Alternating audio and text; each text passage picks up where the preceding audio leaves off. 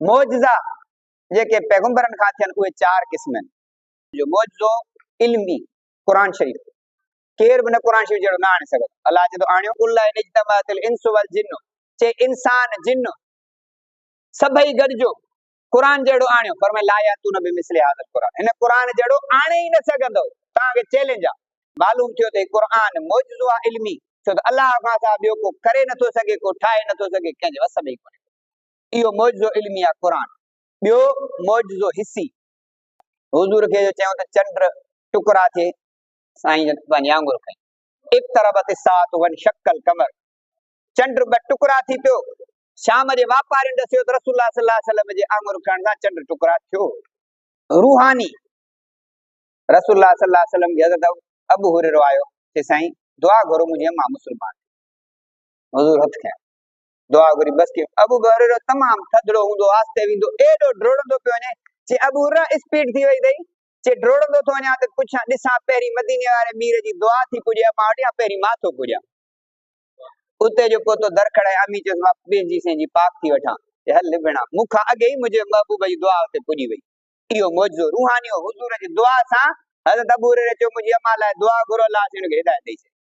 हज़रत अली साईं जो मूंखे अख में सूर आहे, पाण फरमाइनि जंहिं जंग ख़ैबर तुंहिंजे हथां फतह थींदी, लश्कर वठ, हे झंडो वठ, तूं सिपाही सालार जी अख में तकलीफ़ आहे, पाण पंहिंजी लोहा मुबारक सोने अली जी अखियुनि ते हईं। हज़रत अली चए थो पूरी ज़िंदगी वरी इन्ही अख में न नज़र घटी न तकलीफ़ थी, ॿी अख में कुछ फर्क महसूस कयां पियो, पर जंहिं अख में हुज़ूर जा हथ लगा उहा अख अॻे खां वधीक तेज हुई।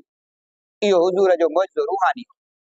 मोजज़ो आफाकी आसमानी, हिकिड़ी रात में जेका सूरत मूं पढ़ी इसरा, हिकिड़ी रात में अल्लाह जो हबीब वञी पंहिंजे अल्लाह सां मिलियो ऐं उन रात में मोटी आयो, सफ़र कई। पोइ काफ़रनि सुवाल कयसि ये थींदो कीअं? पोइ चयो त हाणे कीअं पुछऊंसि, ॻाल्हियूं त भेण मञण में कीअं अचनि। हाणे तव्हांखे हितां अचे जेका वञो मस्जिद ठटे वञी शाहजहान मस्जिद ॾिसी अचो, ॾिसी आयो, ताजमहल वञी ॾिसी आयो, उते जो केरु पुछे बा तूं ते हर साल वेंदो आहीं, ताजमहल आगरा वेंदो आहीं, ठटे हर साल वेंदो आहीं, इन मस्जिद जूं दरियूं केतिरियूं हुयूं, दरवाज़ा केतिरा, न ॿुधाए सघंदो, भली हर साल वञो यादि कोन रहंदा। हाणे नबी साईं खे चयो तव्हां मस्जिद अक़सा ते विया हो, राति में वञी मोटी बि आयो, हाणे ॿुधा त मस्जिद अक़सा में दरियूं केतिरियूं, दरवाज़ा केतिरा।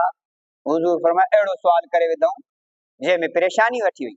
अल्लाह जो सोना स्क्रीन साम्हूं अची ॾेखारे, हींअर जीअं मोबाइल में वेठो त सऊदी आहे, वेठो दुबई आहे, ॾसे पियो थो बाबा मां मानी पियो थो खावां, माई पे थी ॾसे मां भाॼी पे थी ठाहियां, सभु शयूं पे थी थियनि, काबतुल्लाह जो दीदार पियो कयां, रोज़े रसूल ते हाज़िरी आहे, सॼी पे स्क्रीन साम्हूं अची सोना ॾिसनि जा ॿुधाईंदा विया, दरियूं हेतिरियूं, दरवाज़ा हेतिरा, रंग हेतिरा, जेको पुछो। इहो स्क्रीन पोइ हिननि ईजाद कयो, अॻे थोरे ई स्क्रीन। इहो मोजज़ो आफाकी आसमानी मोजज़ो। इहे मोजज़ा थिया चार क़िस्म। इहे मोजज़ा रसूलुल्लाह सल्लल्लाहु अलैहि वसल्लम खां सादर थिया, ॿिए कंहिंखां न थिया। नबी खां थींदा आहिनि ॿिए कंहिंखां, पर अलाह चाहे त करे न त बस।